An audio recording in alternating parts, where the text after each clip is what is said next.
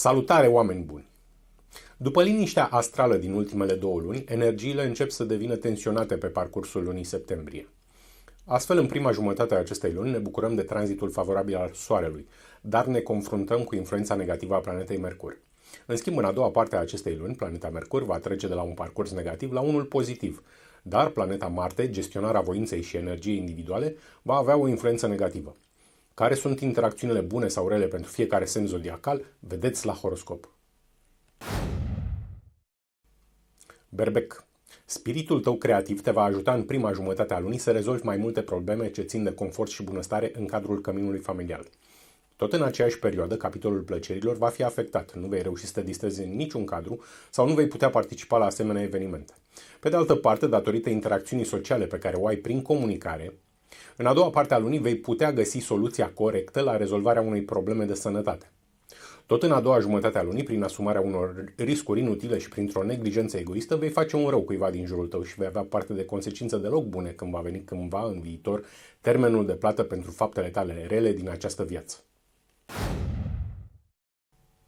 Taur, spiritul tău generos îți va aduce în prima jumătate a lunii bune rezultate în activitatea profesională de la locul tău de muncă. Totuși, în aceeași perioadă, deficiențele de comunicare îți vor produce unele greutăți în activitatea ta profesională. În schimb, în a doua parte a lunii, datorită abilităților tale de a te adapta în fața unor situații dificile, te vei bucura numai de simpatie și susținere de la cei din jurul tău.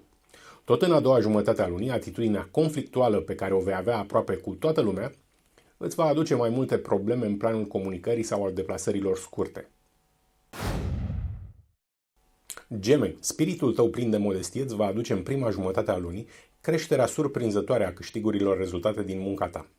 În schimb, tot în aceeași perioadă, înțelegerea greșită a realității îți va aduce mai multe probleme în activitatea profesională de la locul tău de muncă.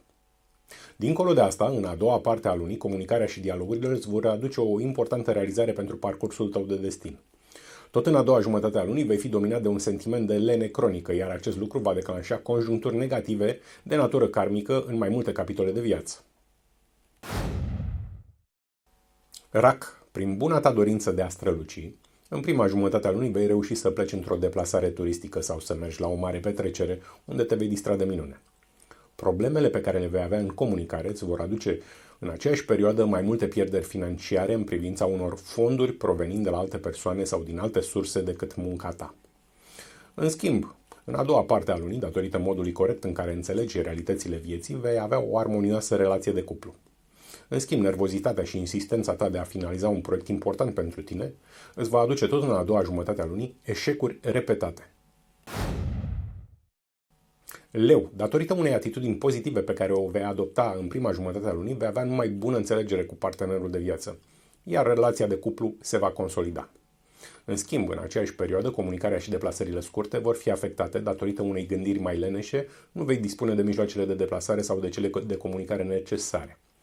Chiar și așa, în a doua parte a lunii, abilitățile tale de negociator îți vor aduce majorarea câștigurilor provenind din alte surse decât munca ta sau de la alte persoane.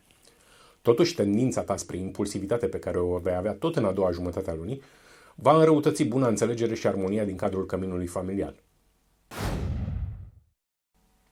Fecioară, interacțiunea pozitivă cu cei din jurul tău îți va aduce în prima jumătate a lunii o bună stare fizică și vei avea posibilitatea de a rezolva o problemă de sănătate. Totuși, în aceeași perioadă, datorită unor probleme de comunicare, nu vei avea relații prea bune acasă cu cineva din familie. Deschiderea pe care o ai în fața unor noi idei te va ajuta în a doua parte a lunii să faci un bine cuiva din jurul tău, faptă bună pentru care destinul te va recompensa cândva în viitor. Totuși, din cauza unor decizii pripite, tot în a doua jumătate a lunii, capitolul distracțiilor și plăcerilor nu va merge deloc bine. La petreceri sau în excursii vei avea parte de probleme nedorite și neplăcute. Balanță. Spiritul tău creativ îți va aduce în prima jumătate a lunii o mare realizare într-un domeniu important pentru împlinirea parcursului tău de destin. Totuși, în aceeași perioadă vei avea numai neînțelegeri verbale cu partenerul de viață. Capacitatea ta de a înțelege realitatea vieții îți va aduce în a doua parte a lunii numai realizări în activitatea de la locul tău de muncă. Totuși, lipsa ta de concentrare îți va aduce tot în a doua jumătate mai multe pierderi financiare dacă ai de încasat bani din alte surse decât munca ta. Scorpion, dorința ta de a evolua spiritual te va determina în prima jumătate a lunii să faci anumite sacrificii și să ajuți o persoană aflată în impas, iar pentru această faptă bună, destinul te va recompensa cândva în viitor. Totuși, în aceeași perioadă, gândirea ta mai lentă te va face neglijent în privința stării tale de sănătate și vei avea astfel unele probleme. Chiar și așa, puternica ta abilitate de comunicare te va ajuta în a doua parte a lunii să pleci într-o excursie sau să mergi la o petrecere. Un comportament oarecum agresiv îți va aduce tot în a doua jumătate a lunii pierderi în plan material. Câștigurile rezultate din munca ta vor scădea semnificativ. Săgetător. Atitudinea ta autoritară și corectă va declanșa în prima jumătate a lunii conjuncturi pozitive în diverse sectoare de viață. Consecințe datorate karmei tale pozitive sau al faptelor tale bune din viețile anterioare. Totuși, în aceeași perioadă, din cauza unei stări de rătăcire mentală care te va cuprinde, cei din jurul tău se vor depărta de tine, mai ales când vei avea nevoie de ajutor. În schimb, în a doua parte a lunii, datorită rapidității tale de adaptare în fața unor situații noi, vei reuși să obții documente și aprobări oficiale de care ai mare nevoie. Tot în a doua jumătate a lunii vei fi lipsit de energie și astfel câștigurile materiale rezultate din munca ta vor scădea. Capricorn. Atitudinea ta plină de entuziasm îi va face pe cei din jurul tău în prima jumătate a lunii să aibă numai cuvinte de laudă și apreciere.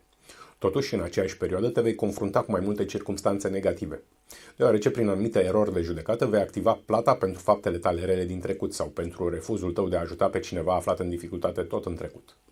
În schimb, în a doua parte a lunii, spiritul tău de negociator va readuce pacea acasă, unde vei avea din nou bune relații cu toată familia. Tot în a doua jumătate a lunii, graba nejustificată în diverse acțiuni îl poate afecta direct pe partenerul tău și relația de cuplu va fi încordată într-o oarecare măsură. Vărsător. Datorită faptului că ești cunoscut ca un om generos, în prima jumătate a lunii vei beneficia de susținere materială de la alte persoane sau vei obține beneficii financiare din alte surse decât munca ta. Totuși, în aceeași perioadă, datorită imposibilității de a comunica sau de a te deplasa rapid, vei înregistra un eșec într-un domeniu important pentru tine. Dincolo de asta, în a doua parte a lunii, claritatea gândirii îți va aduce creșterea veniturilor rezultate din munca ta. În schimb, tot în a doua jumătate a lunii, atitudinea ta neliniștită și nerăbdătoare va face pe cei din jurul tău să te evite, mai ales când vei fi în dificultate. Pești. Atitudinea ta plină de entuziasm va face din tine în prima jumătate a lunii un foarte bun comunicator și vei reuși astfel să obții documente sau aprobări oficiale. În schimb, tot în aceeași perioadă, prin refuzul tău nejustificat de a furniza anumite informații utile anumitor persoane, vei declanșa circumstanțe nefaste de natură karmică, adică vei suporta consecințele faptelor tale rele din viețile anterioare. Cu toate acestea, planeta Mercur rămâne tot în sectorul karmei și dacă vei da dovadă de claritate mentală în acțiuni, în a doua parte a lunii vei debloca anumite conjuncturi avantajoase de natură karmică, adică vei beneficia de consecințe ale faptelor tale bune din viețile anterioare. Totuși, din cauza unui act de imprudență sau pur și simplu din cauza neglijenței, tot în a doua jumătate a lunii te vei confrunta cu o problemă de sănătate pentru care îți va trebui doar foarte multă răbdare să scapi de ea. Și nu uitați, soarta omului este mereu în mâinile lui, pentru că viitorul nu a fost hotărât dinainte.